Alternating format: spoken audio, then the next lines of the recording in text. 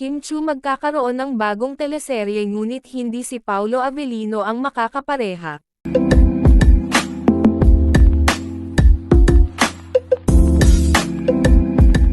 Magkakaroon umano ng bagong teleserye si Kim Chu na agad umani ng atensyon ng publiko. Ayon sa mga ulat, hindi raw si Paolo Avellino ang makakapareha niya sa naturang proyekto. Dahil dito, lumaganap ang samot-saring espekulasyon sa social media at showbiz circles. May mga nagsasabing may kinalaman daw dito ang umano'y interes ni Gerald Anderson na makatrabaho si Kim Chu. Ayon sa chismis, nais daw ni Gerald na si Kim ang maging leading lady sa isang proyekto.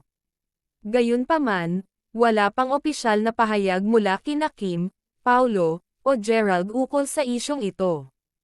Sa kabila ng mga haka-haka, nananatiling abala si Kim sa kanyang mga endorsement at iba pang proyekto. Patuloy namang sinusubaybayan ng mga tagahanga ang mga susunod na anunsyo tungkol sa bagong serye. Hanggang sa ngayon, ang lahat ng ito ay nananatiling usap-usapan pa lamang at hindi pa kumpirmado.